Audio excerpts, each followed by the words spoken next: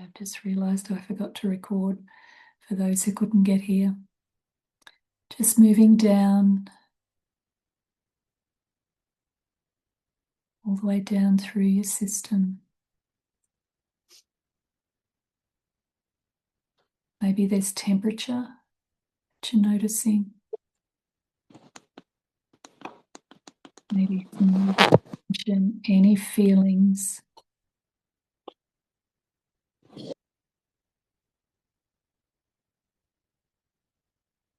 That's good. Moving all the way down.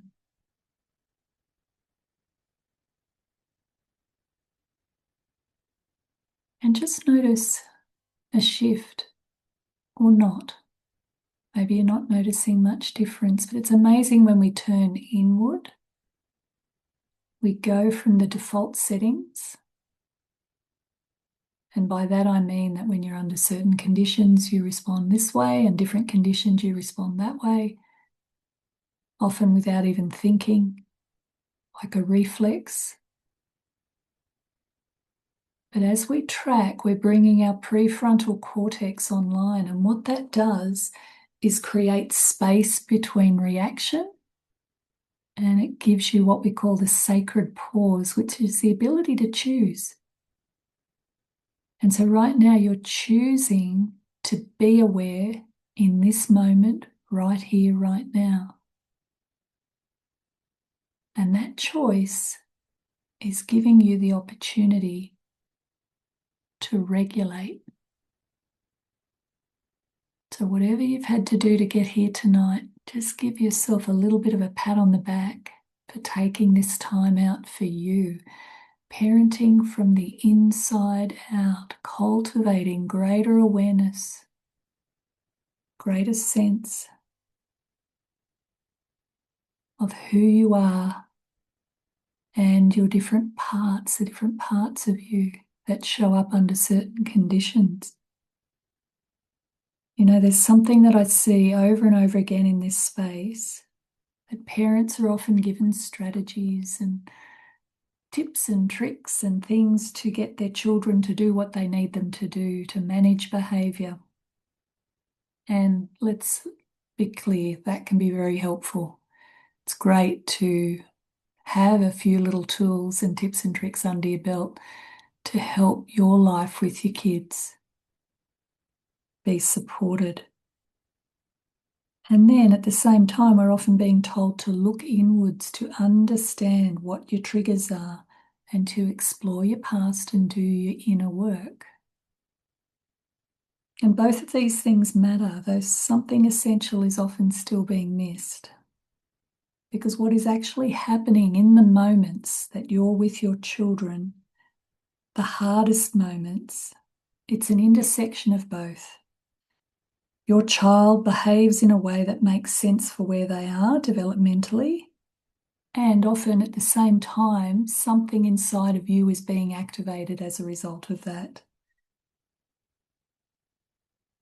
If you only focus on your child, you miss what's happening inside of you. And if you only focus on what's happening inside of you, you might be missing some important signals from your child. So really, when it comes to evolving as a parent, it's the intersection of both of those things. Understanding your kids, whilst at the same time understanding yourself. But tonight, we're going to focus on you. Okay? Parenting from the inside out. So just start to come back into the room now. You can bring your awareness back here with me, letting those eyes feel lighter. And just notice if anything's changed within how you feel. Giving yourself this moment to just be still. So often we're so overstimulated. But what you've just done, once again, is you brought the prefrontal cortex online. That is the key to self-regulation. That is the key to choosing responses rather than reacting. Okay, it's a very powerful tool to notice like that. And that's the work I've been doing with my parents through the inner guidance work, which I'll talk to you about that later on. But I really want tonight to be something really useful for you, something to consider. So here's a question for you. I'd like you now to reflect on your biggest parenting challenge. Now, if you're on your own, you might want to write that down. If you're with your partner, you might want to turn to them because you're muted and express your biggest parenting challenge.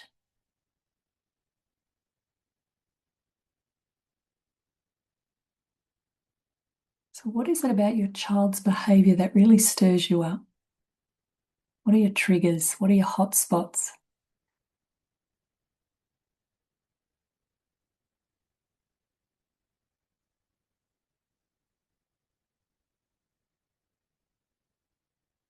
Bless those children.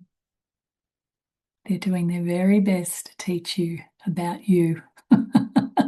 They're going to find those parts of you that need a little bit of love and support.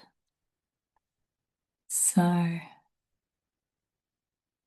going to share with you now a few little slides and get you to contemplate a few things.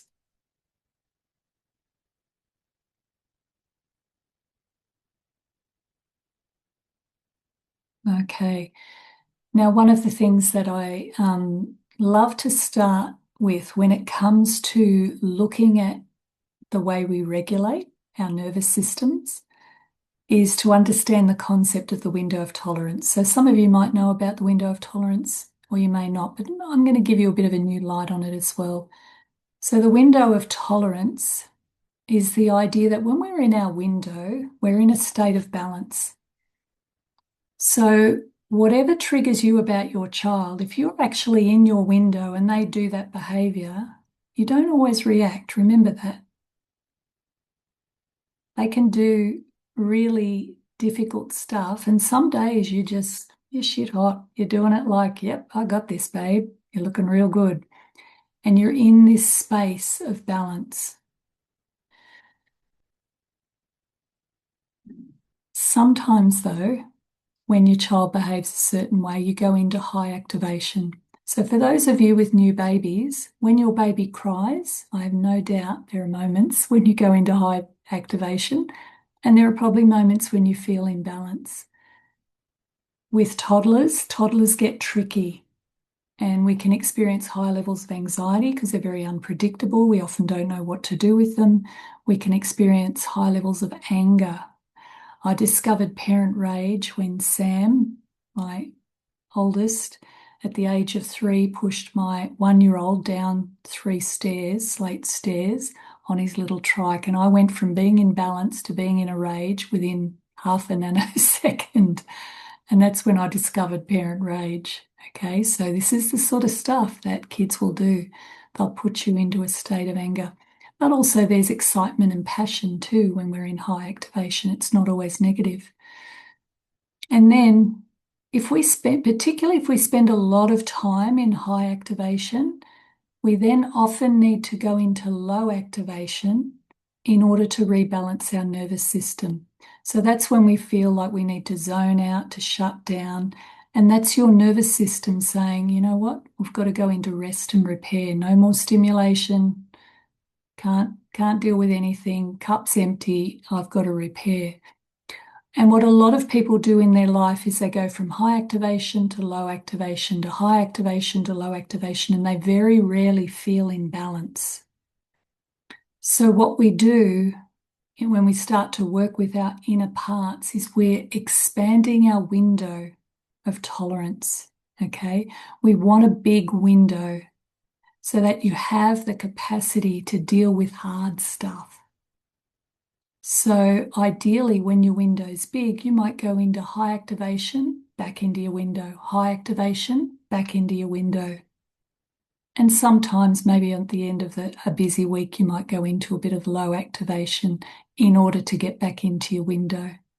But the goal ultimately is to expand your window. So how do we do that? We have to deal with reality. And the reality of having children is full on, isn't it? You know, It's the ultimate creative state. You never know what your kids are going to throw at you from moment to moment. And it starts with babies. One day you're doing something and it really works with them. The next day it doesn't work anymore. You've got to change the rules. It's always ever changing. It's morphing. And children, particularly young children, develop very, very quickly. So that's why they change the rules on you so quickly. And that's there to help us to adapt to the fact that we're actually not in control. It's teaching us some really important lessons in maturing as a human spirit. Now, what leads to reality? The subconscious. You've probably all heard me talk about the subconscious. The subconscious is our patterns. It's where our responses come from. And the subconscious, though, gets fed by three aspects of awareness. And this is the three. The unconscious belief systems, the programs, and the other word I use for this is parts, are where our patterns of thoughts, feelings, and behaviors come from.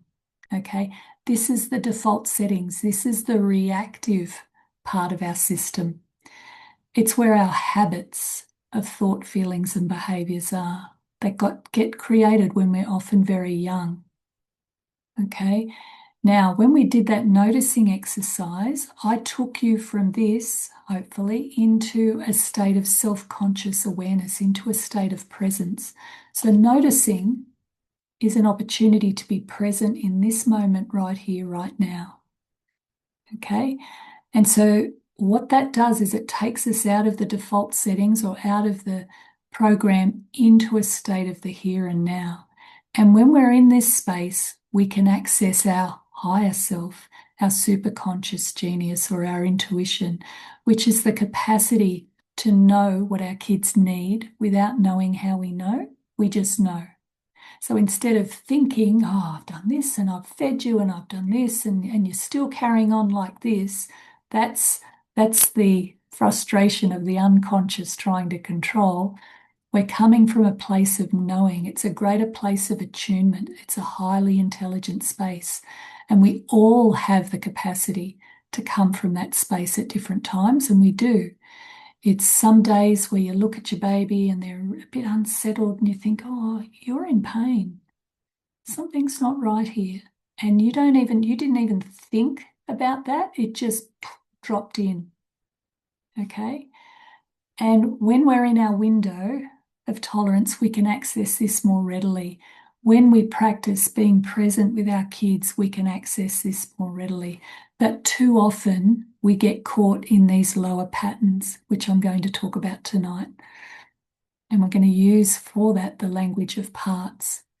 So our unconscious patterns, which are the birth of parts. Now, I love this concept. This comes from internal family systems. You might have heard of it before, IFS. And what it reminds us is we can get very caught up in our identity as being a certain way when really we're a lot of things. So you might tend to label yourself as I'm a very anxious person or I'm a very sensitive person. There is a part of you that is anxious, but there are other parts of you that aren't. There's a part of you that might be sensitive, and there are other parts of you that are more on the robust, hardy side. Okay, so we're kind of the sum of all of our parts, and we're made up of a lot of different parts. Now, our parts come from when we were very young, and we learnt certain patterns of behavior that were always there to protect us. So let me ask you this question to reflect upon. Which parent's love did I crave the most? Which parent's love did I crave the most? So, mum or dad, or if you had two mums, two dads, which parent's love did I crave the most? And what did I have to become or do to get what I want? So, just reflect on that. When I was a child, what did I have to do to get what it was that I wanted? Now I'm going to show you a few patterns that kids pick up on in order to get the love, the validation, the care, the attention that they often crave. And these often then become parts. So did you have to be a good girl and not demanding? That was me. The more low maintenance I was, the more I was appreciated. Sick and needy. Were you an overachiever to get your needs met? Maybe you were a rebel and you got applauded for being rebellious. Or a carer. Maybe you were the peacemaker or the comedian.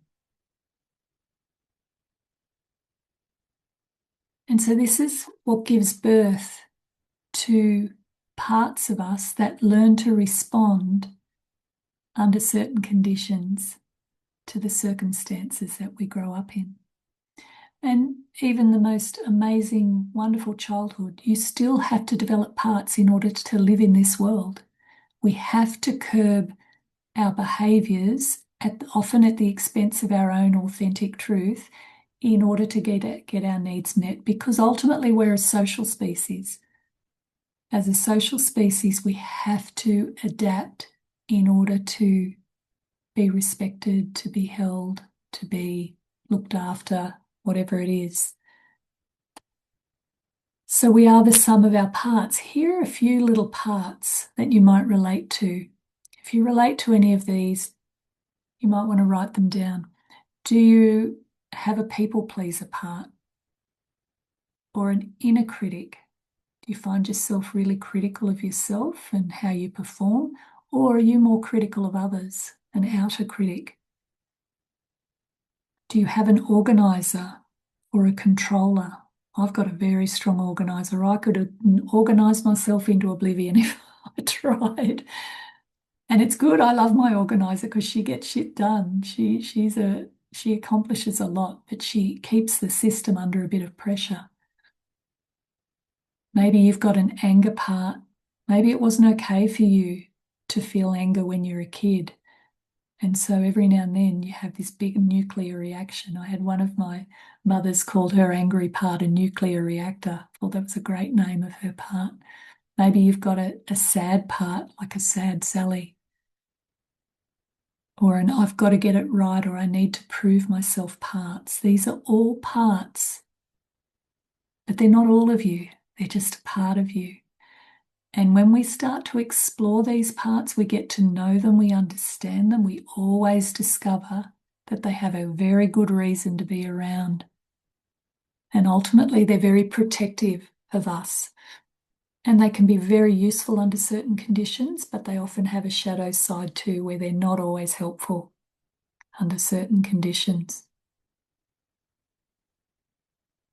So have a think now, because the difference between, or when we go back to, let's go back to this is where your parts sit in those unconscious patterns, in those programs and belief systems. And in order for that to be peaceful and to start create a different reality, we need to get to know our parts and develop a good relationship with them, because what happens over time is they get less active.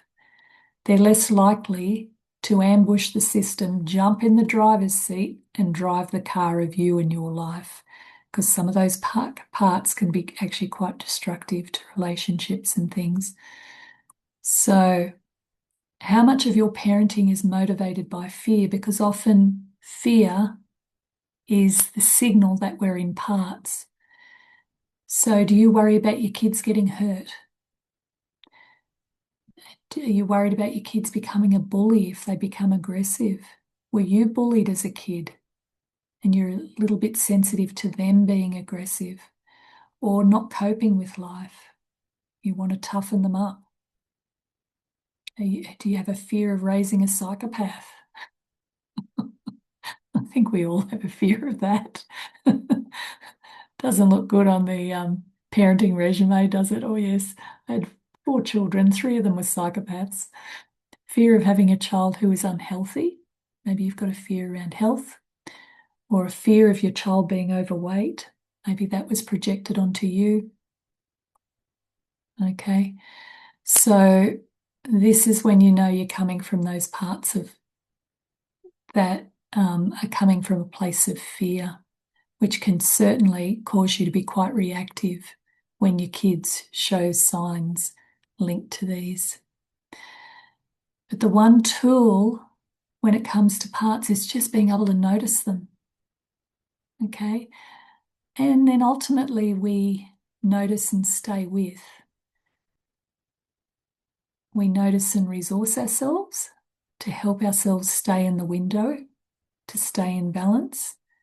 And we can notice and call upon our higher selves when we're in a state of balance. So this is the one tool that I use with parents to really work with those inner parts, is to utilize this one tool which we can practice every day, every time we become aware, every time we come deeply present to something and we notice. We are changing ourselves from being reactive to being in the moment. Okay, so this is a new chart now where if we want to change our reality, we want to work with these parts, we go from being reactive or reflexive. When we start to notice, we create space for choice. We can choose the way we respond rather than reacting. And we have a greater aspect or capacity to access higher self, which gives us that knowing, that wisdom, where we just can read our kids and we go, I know what's going on for you. You need this. And you do it and you nail it. The more we can tap into higher self, the more we can parent from that place. But we've got to work with our parts, because our parts will sabotage, particularly when they're anxious, particularly when you're out of balance, particularly when your energy levels are low. You're more likely to move into the default settings. Okay, so just stop the share there. How did you like those apples? Let's just have a little bit of a chat now. Does anybody want to ask questions or put forward situations that we can have a chat about? Any insights, any things you want to talk about?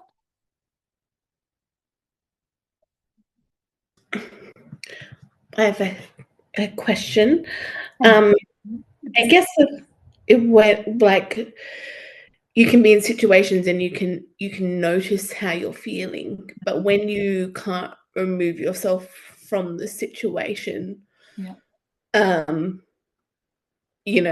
think it's like, what's that step after you've noticed it and you feel overstimulated and however, Yeah. what's the next part? A really great question. So you're in a situation, you can feel yourself getting triggered. In that moment, one of two things can happen. You can go into the trigger and the reaction and see what happens. And it can turn it into a shit show, or you can you can control it. You can get your kids to conform. You can do all sorts of things with that reactivity. But then you feel shit afterwards. You know what I'm saying? You think, I don't think I handled that very well. It's one of those parenting learning moments where you go, you know what? That's not the parent I want to be. When you start to notice, ooh, I'm starting to feel that part coming up. Okay, so maybe it's angry. Let's go for the nuclear reactor, because that's often the biggest, when we yell, and we said we'd never yell, or we go to hit our kids because we were hit when we were a kid, and you go into that default setting and it makes you feel like shit. I've been there. I have smacked my oldest son, and I was mortified because I was a teacher who was really good at managing behavior. And here I was going into a rage at my 3-year-old for throwing his brother down the stairs or pushing his brother down the stairs. And I often tell that story because I like people to know that I am not a perfect parent, people, and I'm not a parenting expert either. I just happen to be really interested in it, and I like to support people in it. So you get that nuclear reactor comes out. Now, when you notice you've literally gone from the back of the brain to the prefrontal cortex. And just that act alone can create enough space for you to go, whoa, I really want to go off my head here, but I don't want to. And often we need to go down the bad path in order to go, I don't want to do that. So much of parenting is course correcting. So you're not going to get this right all the time, but it's in the act of noticing you're creating space. And where there's space, there's choice. Now, the real work, Jane, in dealing with that is to work with the angry part. Okay, so you can't do it when you're in it. However, later down the track, you can sit with that part, give it a name. And I always, whenever we do the parts work, I always say, give it a fun name. And that's where one of my mums gave her angry part the nuclear reactor. We thought it was a great name. Because when you give it a fun name, it lightens it, takes away the gravity of it a little bit. And then you ask it things like, what are you afraid will happen if you don't show up? So what's the purpose of that part? What's it trying to do? And you'll get responses like it's trying to control the situation. It's worried that your kid's going to be out of control. It's worried that you're going to be judged badly as a parent. All of these things start to emerge that help us to get to know what our drivers are, what's driving that particular behaviour. Now, often anger is a big thing for mums, can be very triggering for mums because as females, we're often not, it's not okay for women to be angry. We often get that message when we're really little, not very attractive, you know, when girls get angry. And men are more often triggered by tears and weakness because they're expected to be strong. Now, that's generalizing, and I don't like to generalize, but it does give you a bit of a sense of how patterns of behavior and response emerge. And so when you start to work with that angry part and you get to know it, you bring compassion to it. And we do that through the meditations that we do. Then that part starts to transform. And it becomes less like it needs to hop in the driver's seat. So a system, a healthy system, which is what I've cultivated over years, and I still have my shit. Don't think I'm perfect, my darlings. I don't even want to be perfect. I think perfection is boring. Okay. However, I have a very peaceful system now because I have worked with my parts. And when I see strong parts, dominating parts come up, I say, hello, organizer. How are you, darling? You're wanting to take over here. It's okay. I've got this. Relax. And I self-soothe myself. I resource myself. I see it coming. I feel it coming because I can feel those signals in my system.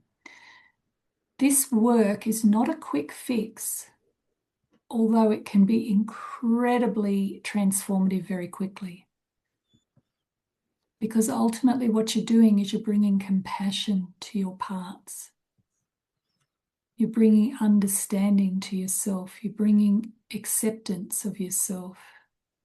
And I would suggest one of the biggest things that works against us as parents is our own self-criticism, where we give ourselves shit all the time and we talk badly to ourselves. We have negative self-talk.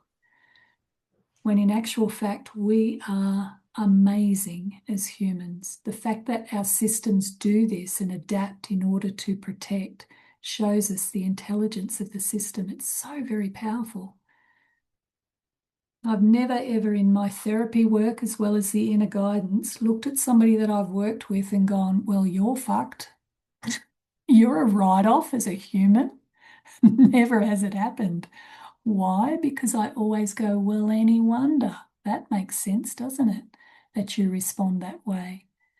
You start to bring light to the shadow. You start to unearth the parts that we often want to keep hidden.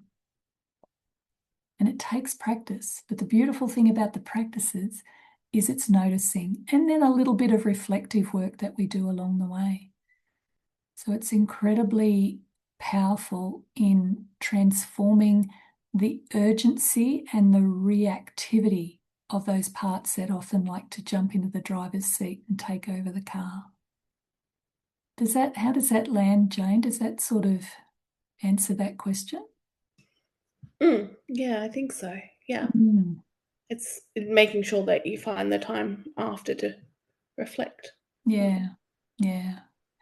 So the way I've been doing it with parents, because here's the thing, you know, I've been working in this field for a long time, and you know, all know that I love birth, and you know, birth is amazing because it's the doorway into parenting, and it is an important thing because it's a catalyst to setting in motion your life as parents. But boy, it's only 1 or 2 days out of your life.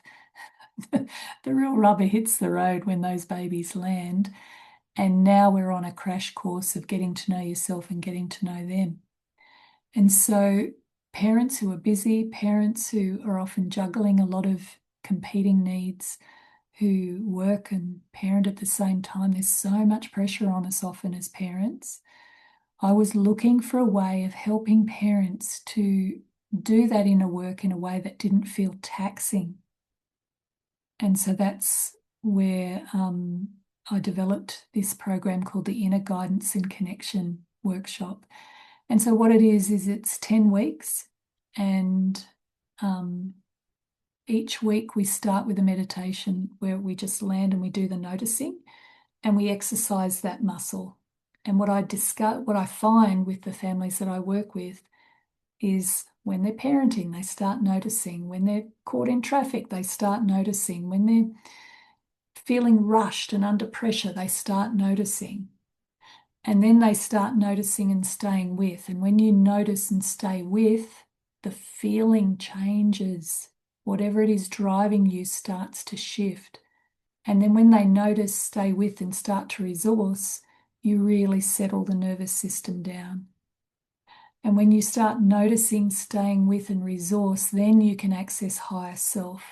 And in my level 3s, we work with really working with that higher self. But we've got to work with those unconscious patterns first, because we've got to unload the reactivity within the system. And so we do a meditation, we land, we practice noticing, and then we check in. I check in on everyone. They're very small groups because it's a very intimate environment, it's much smaller than what we're doing tonight. Then from that place, then I introduce a concept. So it might be about parts. We might start to map parts. We might look at when certain parts show up at different times of the day. So we do like a reflective journaling exercise. And then we do a check-in on that. And so the teaching of that particular day happens. And then we finish with a meditation. The meditations are about 7 minutes long. And as part of it, you get the recording of the session. If you want to go back and listen to anything, you get the handout of the reflection questions, and you get the meditation as well that you can start to use between the sessions. And then I encourage people to, we're all in a WhatsApp group, just a very small WhatsApp group. And I encourage people to share what they're noticing, what they're discovering as they use that noticing muscle during the week. And that often creates no problems. See you, Francis. That often creates some really insight. And that's why I love doing this work in groups, because we learn from each other. And somebody will say, and they'll go, oh, yeah, I've got a part like that. So it's a very powerful way of transforming the system and really lowering that reactivity. And the beautiful things, I've got groups that have gone through and they've done 3 lots of 10 weeks. So there's level 1, level 2, and level 3. And the level 3 is about higher self. And they're talking about utilizing the parts language with their kids and teaching their kids, when their kids get aggressive and they're saying, oh, you've got an angry part there. Let's give that angry part something to do. Let's go and punch a pillow, or let's go and jump on the trampoline. And we take the shame away from having parts, particularly parts that we don't think are socially acceptable, like aggression, like anger, like tears, shame, humiliation. They're all parts, and they're part of the human condition. So, my darlings, if you take away anything from tonight, it's this: you're not broken. There's nothing wrong with you. You've got parts, and those parts, when you start to learn about them, they become more peaceful, less reactive. They integrate in some way. They metamorphose as they grow up. I don't know what it is that they do, but they change. And as they change, you become more connected to who you are. You have a greater self-awareness of how you operate. You have a greater ability to resource yourself. You then expand that window of tolerance, which means you can deal with life when life gets hard. You don't always have to drop into low activation or high activation. But even if you do, that's okay too, because that's how the nervous system rebalances itself. But it expands your capability. And the more children you have, the more you're forced to do that. Boy, did I learn that.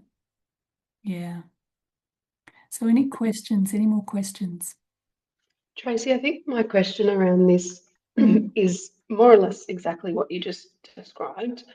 The first 2 years, 2.5 years, I thought we were doing well. I had these things in mind. I thought I was working through them. Then my son turned 3 and we had another baby. Yeah, right. And the collision of those two is where I'm at the moment with a 6-month-old and a 3.5-year-old. And I think it's just the increased activation. Like I know I'm very sensitive to baby crying or like being needed by the baby. Like I'm hyped as soon as that happens. I know that. But I'm not sure if is there much to do in this space or wait out the time until those demands are lower from the baby point of view, because I feel like that's crossing over to how I'm dealing with the toddler, just the mixture.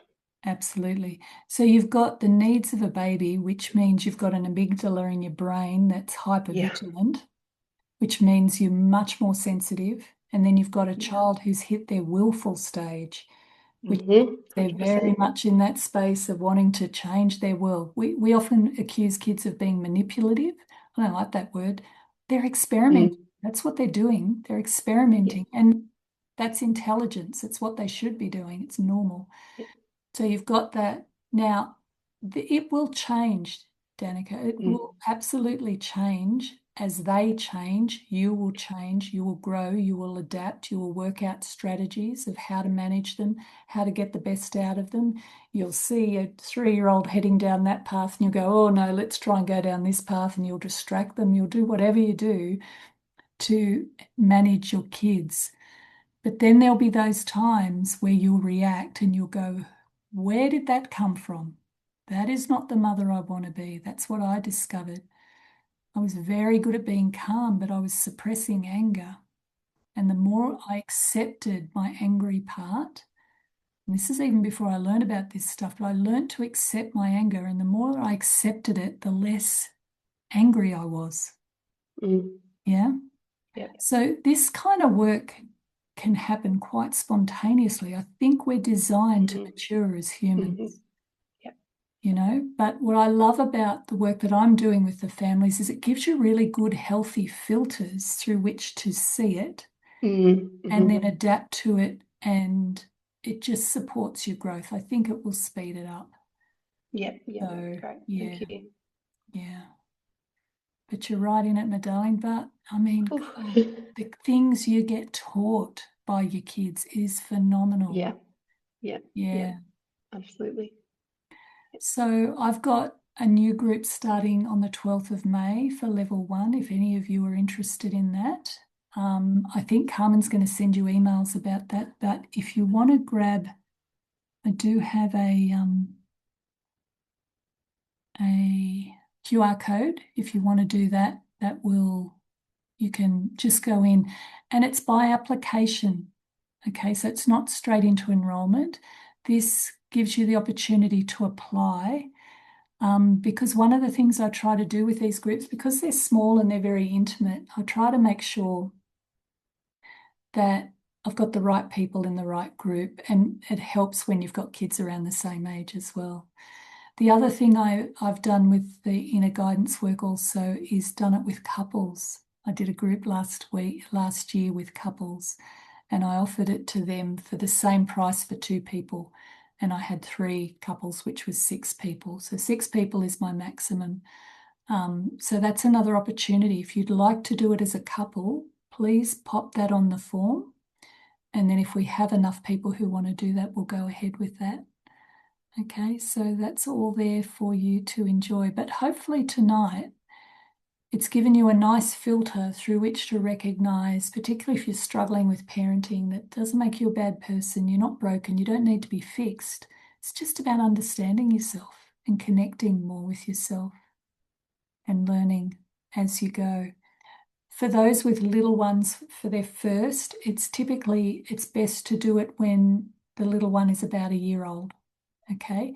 Because when you're in that baby phase, you're just in a bit of a different phase. So I often say the inner guidance work is really good when your little one is a year old. But if it's your second one like you, Danica, I've got in my current group, they've all got 2 kids and they've all got babies and another child, and it's working really beautifully with them.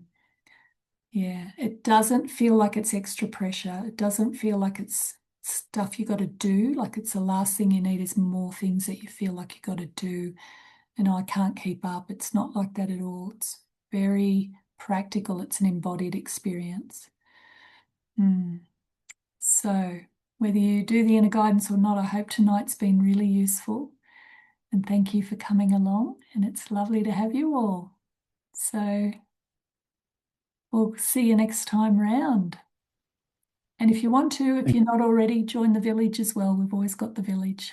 That's there too. Thank you. Okay, I'm happy to stay on for any other questions. I'll just stop the recording now. So